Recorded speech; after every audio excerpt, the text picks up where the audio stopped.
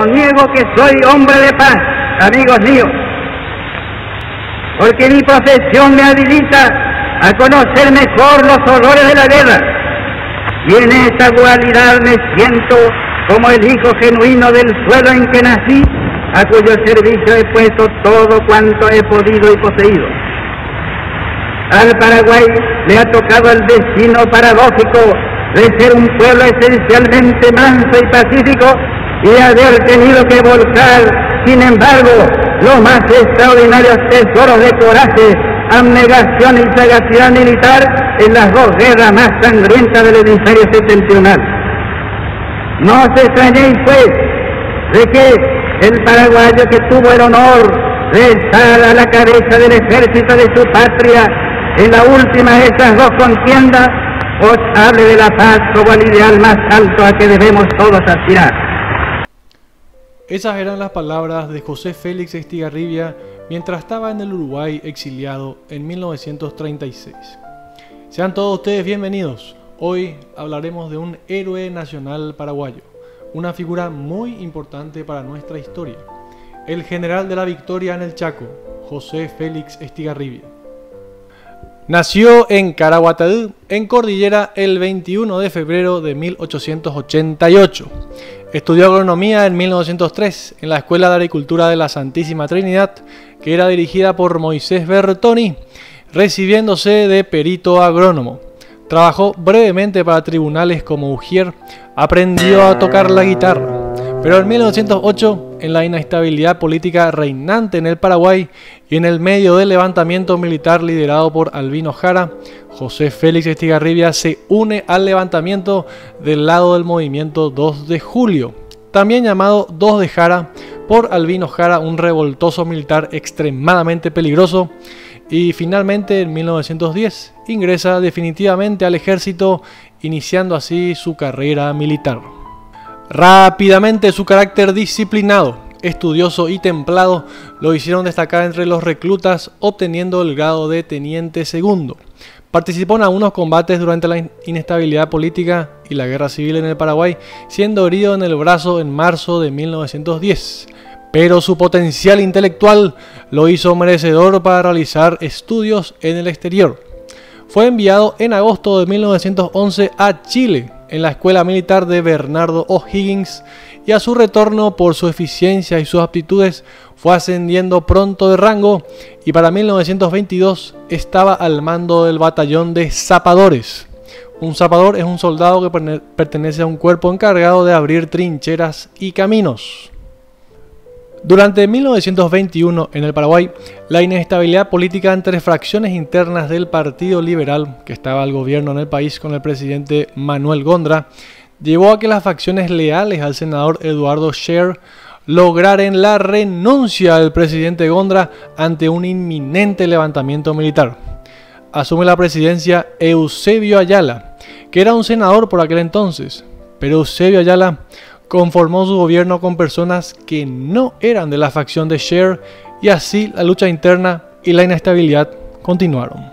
El conflicto explotó cuando el presidente provisional Eusebio Ayala vetó una ley del Congreso para llamar a las elecciones del presidente y vicepresidente en mayo de 1922 y el Congreso, con mayoría de scheeristas y colorados, declaró que un presidente provisional carece de facultad para vetar una ley y entonces el coronel Chirife, que estaba al mando de la zona militar de Paraguarí, más los comandantes de Villarrica, Encarnación y Concepción, se levantan en apoyo de la facción scheerista en contra del gobierno. Y así se inicia la revolución de 1922 que dividió al ejército y duró hasta 1923. Y del lado del gobierno se posicionaron el director de la escuela militar Manlio Shenoni y José Félix Estigarribia, entre otros, que durante la contienda demostró excelentes condiciones y aptitudes al mando.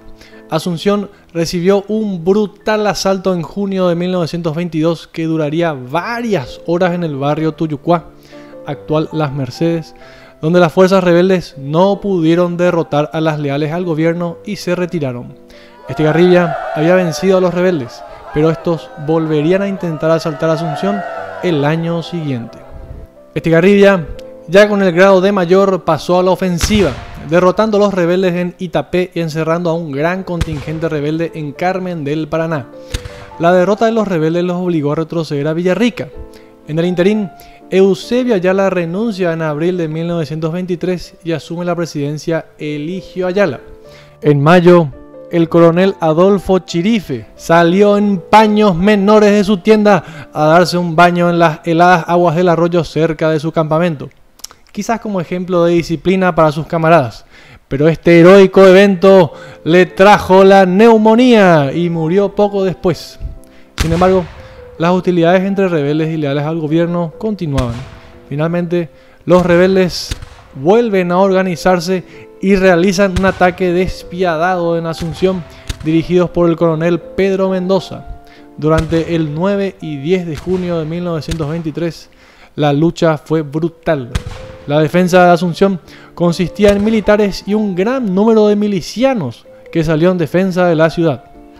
Asunción resistió y los rebeldes fueron finalmente derrotados. Luego de esto, José Félix Estigarribia fue elegido para realizar estudios militares en el exterior, pero esta vez en Francia. Fue becado a la Escuela de Guerra de París. Sin embargo, no sobresalió entre sus compañeros. Se interesó mucho por el conflicto del Rif, una guerra de independencia de la tribu montañesa del Rif contra sus administradores españoles y franceses en Marruecos, que se desarrollaba en ese momento en el norte de África y del cual Francia era partícipe. Estigarribia quería estudiar los métodos de guerra europeos en el desierto, quizás por su semejanza con el Chaco paraguayo. Muchos de sus gastos de traslado y estadía los costeó con ayuda de su esposa Julia Miranda Cueto, quien siempre lo apoyó, poniendo incluso en venta su estancia para ayudarlo económicamente. Estigarribia se recibió y en 1927 retornó al Paraguay, siendo designado subjefe del Estado Mayor del Ejército. En su nuevo cargo se emprendió de inmediato en reconocer la situación de las tropas y destacamentos paraguayos en el Chaco ante un eventual conflicto con los bolivianos que se estaban posicionando lentamente en la zona, recorriendo Concepción, Nanagua, Falcón, entrando por Puerto Casado hasta Corrales, pasando por Toledo y en Bahía Negra visitó los fortines más alejados en control del Paraguay, Galpón y Patria, retornando para recorrer el Pilcomayo y Confuso, luego de su gran reconocimiento de terreno que lo hizo en camión, caballo, buey, caballú y a pie. José Félix Estigarribia tenía el plan. La defensa del territorio se debía hacer en la profundidad del Chaco y no sobre el río Paraguay.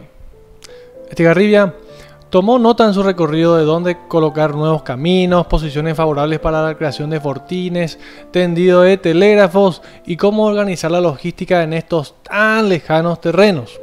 Durante los gobiernos de Eligio Ayala y José Peguyari, Estigarribia desplegó esa experiencia adquirida en el terreno y recomendó la movilización general del país ante una posible invasión boliviana que era cada vez más latente. Hubo varios incidentes de tomas y retomas de fortines y de muertos años antes de la Guerra del Chaco. Quizás el más famoso es del teniente Rojas Silva, quien en una misión de reconocimiento salió del fortín paraguayo Nanagua el 25 de febrero de 1927. Luchó con las fuerzas bolivianas cerca del recientemente creado fortín boliviano Sorpresa, muriendo de un balazo y siendo los demás miembros de su expedición capturados.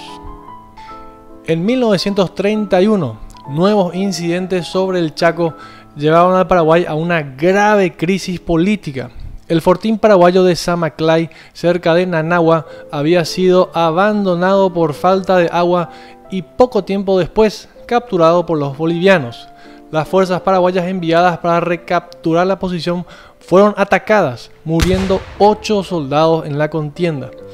Esto generó una movilización de estudiantes frente al Palacio del Gobierno el 23 de octubre de 1931, reclamándole la falta de acción, y se produjo un trágico incidente que dejó varios muertos tendidos en los jardines cercanos al Palacio de Gobierno. El presidente José Guyari delegaba el poder en Emiliano González Navarro y se dirigía él mismo al Congreso a pedir su propio juicio político, del cual salió absuelto totalmente y retornó al poder poco tiempo después. Estigarribia tuvo grandes discrepancias con los asesores que el Paraguay había contratado en el extranjero para guiar y adiestrar al ejército. Existía una delegación francesa y una delegación argentina que apoyaba la idea de que la defensa del Plan del Chaco se debía realizar sobre el río Paraguay.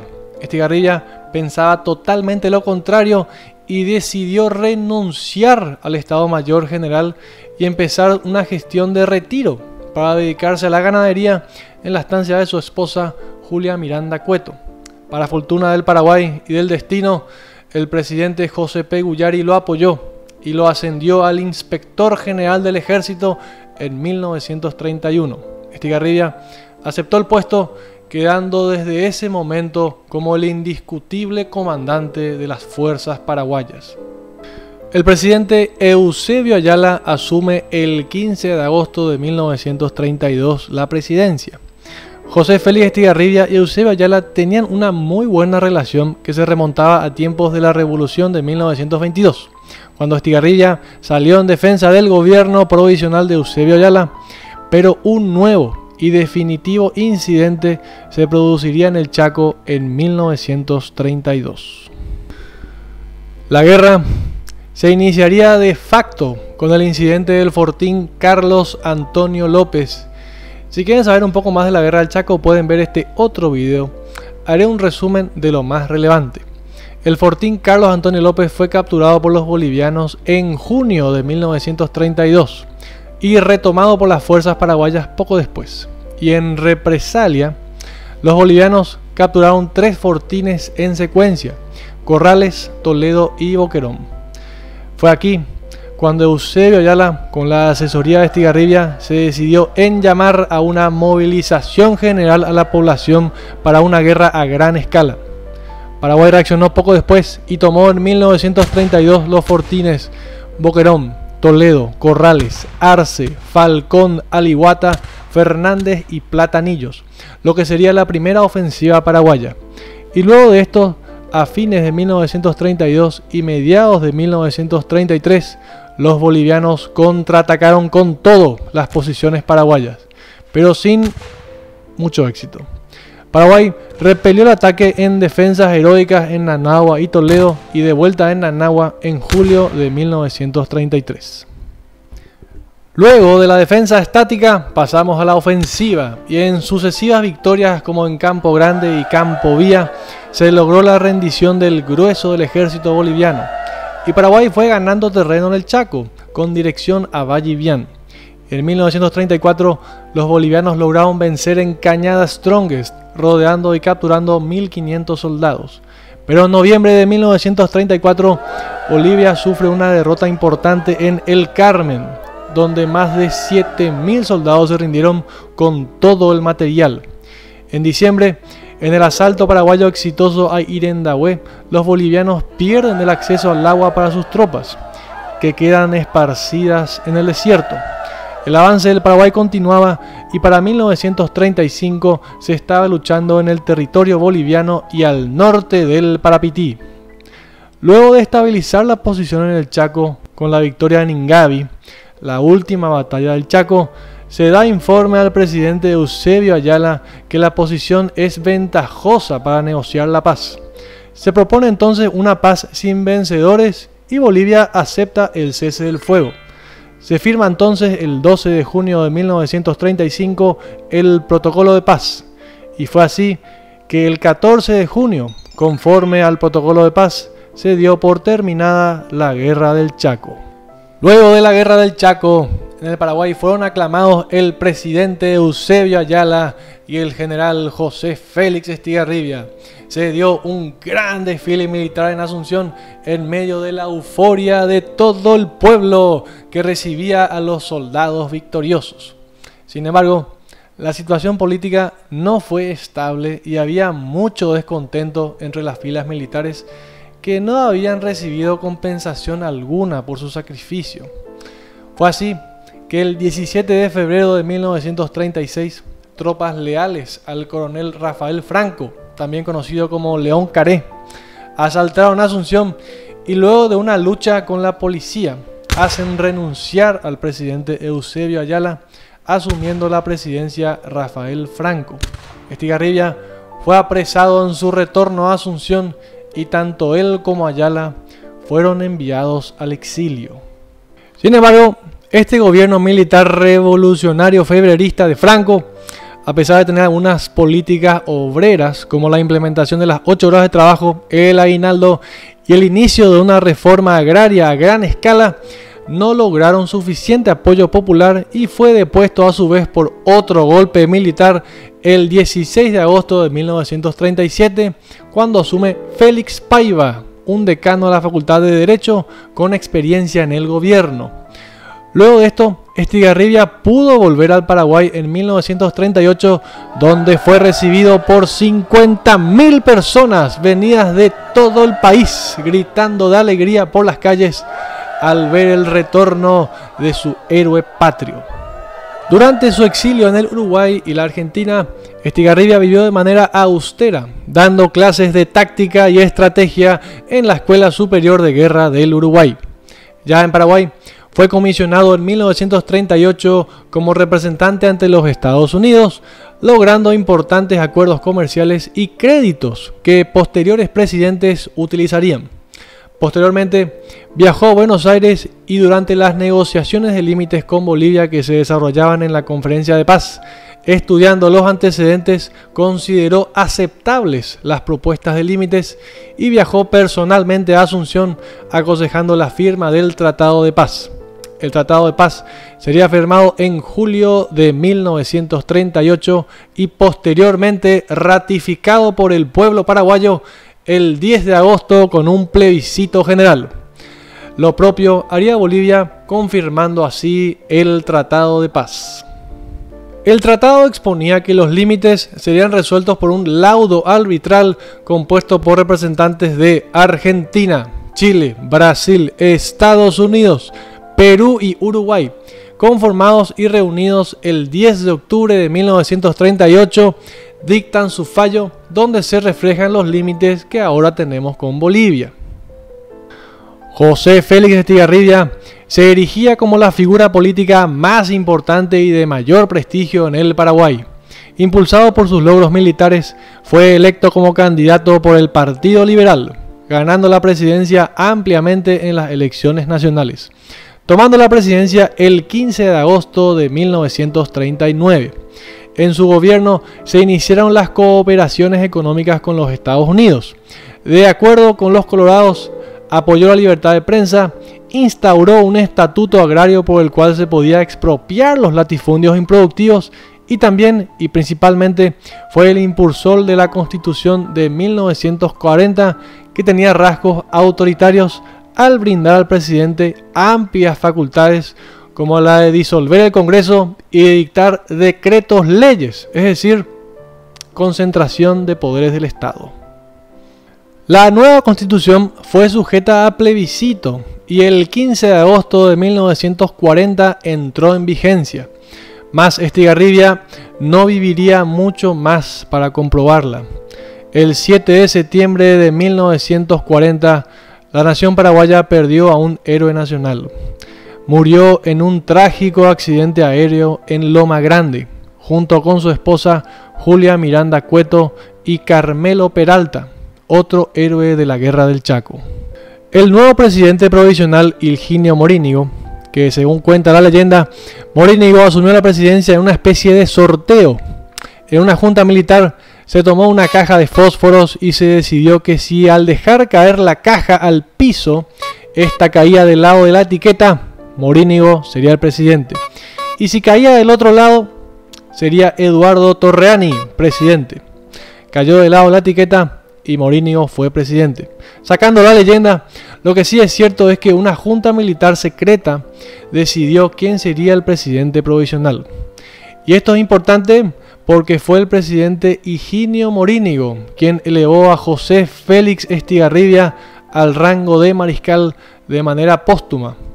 El 8 de septiembre, unas 50.000 personas fueron a dar sus respetos al héroe nacional en un solemne funeral y actualmente sus restos, junto con los de su esposa Julia Miranda Cueto, descansan en el Panteón de los Héroes en Asunción. Y así concluimos la vida de este importantísimo personaje de nuestra historia patria, un glorioso personaje del Paraguay. Espero le haya gustado y nos vemos la próxima.